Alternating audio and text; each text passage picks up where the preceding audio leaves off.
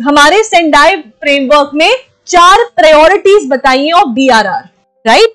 तो सबसे बड़ी प्रायोरिटी क्या है? फॉर एग्जाम्पल, अगर अपने ही लेवल पे सोचो, अगर आपको भी कोई चीज पेपर के लिए ही प्रिपेयर करना है, सबसे पहले आप क्या देखोगे?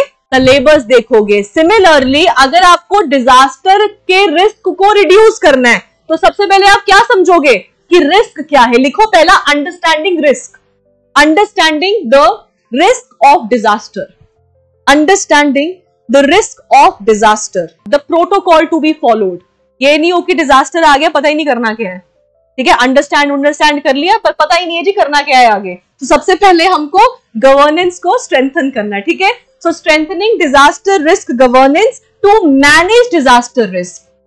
अब आपने जी स्ट्रेंथन भी कर दिया, आपने अंडरस्टैंड भी कर दिया, अब इसके बाद क्या करना है आपको? Investing in DRR for resilience. Last आ गया हमारा, ये सबसे इंपॉर्टेंट पॉइंट है क्योंकि इसी पॉइंट के ऊपर ही आपका कहीं ना कहीं लॉस एंड डैमेज फंड भी है, which is build back better, कि अब जब डिजास्टर ने हिट किया है तो उससे हम क्या करेंगे? We will build back in a better वे।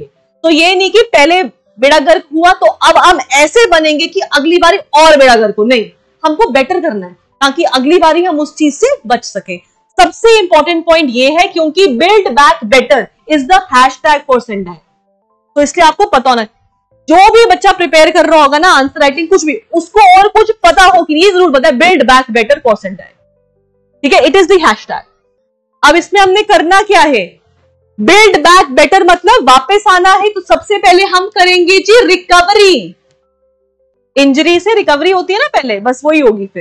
फिर उसके बाद रिकवर हो गया है, अब उसके बाद रिहैबिलिटेशन, फिर आ गया रिहैबिलिटेशन, और फिर आ गया हमारा रिकंस्ट्रक्शन, कि now we have to reconstruct in order to come back better, right? So recovery, rehabilitation, reconstruction.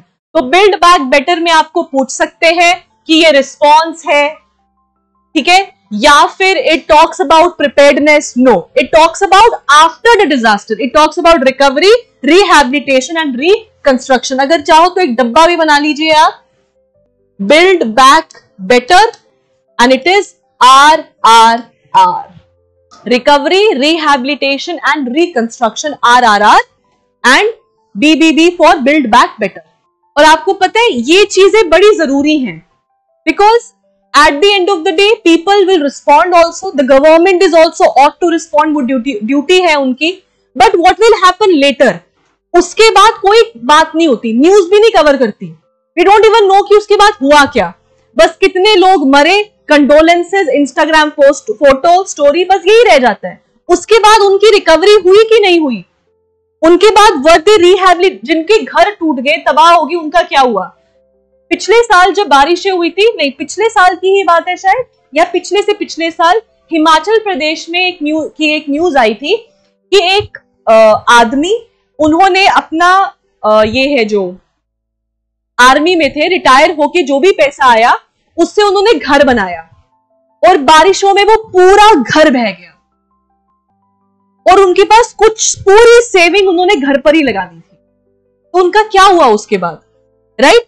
However, इससे जो सबसे बड़ी चीज थी वो ये था कि उनको अलाउ किसने किया पहाड़ियों के ऊपर इतना बड़ा घर बनाने को? तो वहां पे गवर्नेंस का चूक है या नहीं है? ऑब्वियसली है ना, कि गवर्नेंस ने कैसे अलाउ कर दिया कि आप ऐसे जगह पे आप घर बना लो, आप कहीं और बनाओ घर वगैरह, कहीं जाओ आउटस्कर्ट्स पे वगैरह, वहां पे घर बनाओ तो एकदम आ जाते हैं कि हाँ जी आपने पूछा, इजाजत ली घर बनाने के लिए, ये वो, फिर उसके बाद उनसे भी किसने तो पूछा ही होगा, तो उनका पूरा घर जो है बह गया, और पूरा उसका वीडियो दिखाया था कि किस तरीके से वो पूरा घर ऐसे स्टीप पहाड़ी के ऊपर था, वो पूरा घर पूरा बह गया। सो उनका क्या हुआ वी डोंट नो। रिकंस्ट्रक्शन भी चाहिए, ये थोड़ी कि इंफ्रास्ट्रक्चर टूट गया तो अब ऐसा ही रहेगा पूरी उम्र और उसको यूनेस्को वर्ल्ड हेरिटेज साइट बना देंगे, ऐसा तो नहीं हो सकता ना। So something has to be done. So this talks about all these things जो ह्यूगो बात नहीं करता था। Hyogo did not talk about all this, Sendai talks about all this. और इसी के जैसा तो हमारा लॉस एंड डैमेज फंड है। लॉस एंड डैमेज फंड भी तो यही बात करता है ना कि जो डिजास्टर्स हैं भाई उसके लिए लॉस का भी पैसा भरो और डैमेज रिपेयर का भी पैसा भरो। तभी थी बात कि भाई अगर भरेंगे तो कौन भरेगा और कैसे पता चलेगा कि ह्यूमन इंड्यूस डिजास्टर कौन सा है। अब उत्तराखंड में जो हुआ इट इज द लैंडस्लाइड। अब कैसे बताएं हम कि भाई ये नेचुरली हुआ या ह्यूमन इंड्यूस एक्शन था। सो इसलिए याद रखिएगा all these things are important, ठीक है।